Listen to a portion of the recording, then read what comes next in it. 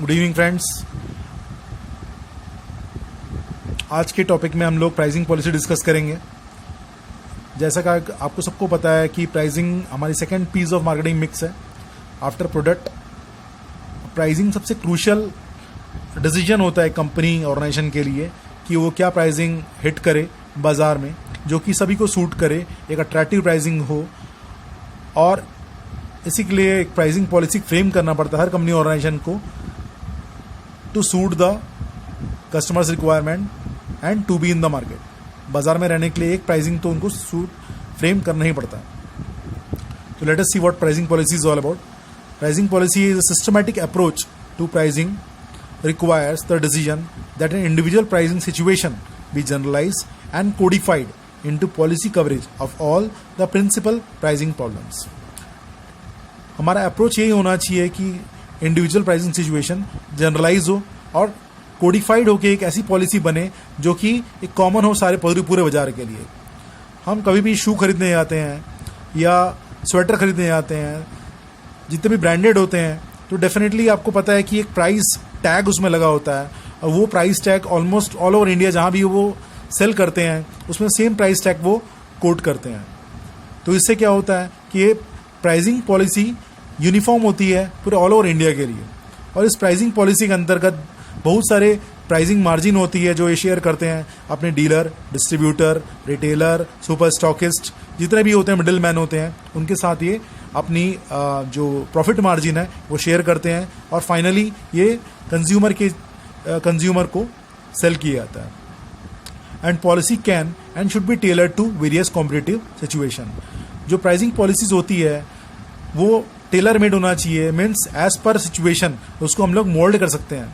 For example के लिए तौर पर यदि मैं बोलता हूँ कि यदि से फॉर एग्जाम्पल मोंटे कार्लो का एक स्वेटर हमने खरीदा और कोई रिटेलर उसके 10 स्वेटर के पीस खरीद रहा है और उन्हीं का पड़ोस में रिटेलर है, यदि वो 100 पीस खरीदता है तो डेफिनेटली वो सेम प्राइस कोटेशन वो जो 100 पीस खरीदने वाला है वो डेफिनेटली वो उसको सूट नहीं करेगा और शायद वो और कुछ ऑप्ट कर ले। तो definitely it should be tailored, उसको कस्टमाइज करना पड़ता है, उसको situation to situation they need to be flexible होना चाहिए प्राइसिंग पॉलिसी, ताकि सभी के पॉकेट में आ जाए और आपका कस्टमरीज बढ़ता जाए। ठीक, नेक्स्ट पार्ट है हमारा कि most well managed manufacturing enterprises have a clear cut advertising policy, product customer policy and distribution channel policy. आप सभी को पता होगा कि जब भी कोई प्रोडक्ट बिकता है बाजार में तो ढेर सारे उनके मार्जिन्स होते हैं जो कि जितने मिडिल मैन हैं, चाहे वो डीलर हो, डिस्ट्रीब्यूटर हो, उनकी एड एजेंसी है, उनको पता है कि यदि मैं 100 रुपये में सामान बेच रहा हूँ तो डेफिनेटली मुझे 10 रुपये की एडवर्टाइजिंग का बजट तो उसके लिए रखना ही पड़ेगा। तो उस हिसाब से उसकी एडवर्टाइजिंग का बजट, प्रोडक्ट की पॉलिसी सारी कुछ फ्रेम होती है और बाजार में उसका फाइनल प्रोडक्ट उसके टैग के रूप में आता है। Even well managed firms pricing policy has been dealt with on a crisis basis. जैसे कि आपको पता होगा कि क्राइसिस के टाइम में, जैसा कि अभी टेलीकॉम सेक्टर में हुआ है कि आफ्टर जियो का जैसे ही लॉन्च हुआ है उसके बाद हमारे जितने भी टेलीकॉम सेक्टर की कंपनीज हैं, एयरटेल हो गया, वोडाफोन हो गया, आइडिया हो गया, उन्होंने बहुत भारी लॉस झेला है क्योंकि जियो ने काफ़ी समय तक अपना जो डेटा है वो फ्री दिया था, काफ़ी 1-1.5 साल तक करीब फ्री दिया था। तो उसके कारण क्या हुआ कि इनके subscriber base almost less than half हो चुका है। और ये जितने भी बिग शॉट्स हैं आपके एयरटेल, वोडाफोन, इन्होंने पिछले 25 ईयर्स से 30 ईयर से बाजार में है, बट जियो के लॉन्च में जो 30 ईयर्स में जो डेटाबेस बनाया था, जियो ने 3 साल में ही उसके एकदम नेक टू नेक बिल्कुल करीब आ चुके हैं ये। तो डेफिनेटली क्राइसिस के टाइम में आपको प्राइसिंग पॉलिसी को थोड़ा मोल्ड करना पड़ेगा, कस्टमाइज करना पड़ेगा, टेलर मेड करना पड़ेगा ताकि कस्टमर को सूट कर सके, और इसके लिए कभी कभी आपको लॉस भी झेलना पड़ता है। So let us look into the consideration involving formulating the pricing policy.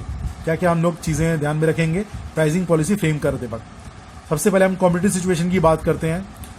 आपको पता है कि कॉम्पिटिटिव सिचुएशन जब भी होती है बाजार में तो आपको प्राइस, जब भी आप पॉलिसी बनाएं, काफ़ी कॉम्पिटिटिव रहना पड़ता है। आप मोनोपोली ऐसा प्राइसिंग नहीं रख सकते।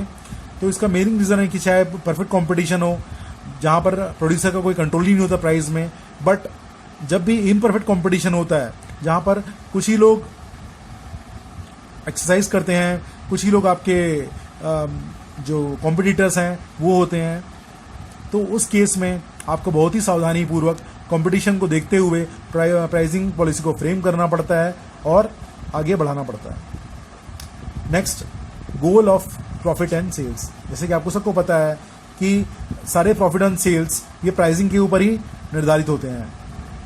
जो भी सेल्स करता है उस प्राइस के ऊपर ही करता है, उसके मार्जिन कितना होता है उसके ऊपर ही हर कंपनी की सेल्स होती है, उस सेल्स के बेस पर ही हर कंपनी प्रॉफिट जनरेट करती है। तो प्राइसिंग डिवाइस के ऊपर ही पूरा आपका प्रॉफिट पूरा बेस करता है। ये जो प्राइसिंग जो पॉलिसी है इसके ऊपर ही आपका प्रॉफिट हर कंपनी ऑर्गेनाइजेशन जनरेट करती है और प्रॉफिट कमाती है। Long range welfare of the firm. जितने भी बिजनेसमैन हैं कभी कभी ये हिचकते हैं प्राइस बढ़ाने के लिए। वो सोचते हैं कि यदि हम प्राइस बढ़ाए तो कहीं हम लोग को मार्केट लूज ना करना पड़ जाए।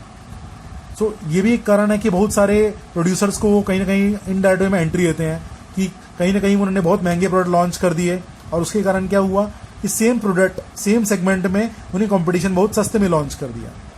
तो इससे क्या हुआ कि long range welfare of the firm जानते हुए आपको अपना जो प्राइसिंग का जो स्ट्रेटजी है, पॉलिसी है, बहुत ध्यानपूर्वक फ्रेम करना पड़ता है ताकि आप लंबे समय तक बाजार में रहें और आपके प्रोडक्ट्स भी बाजार में रहें और लॉन्ग रन के हिसाब से आपको you should be competitive enough.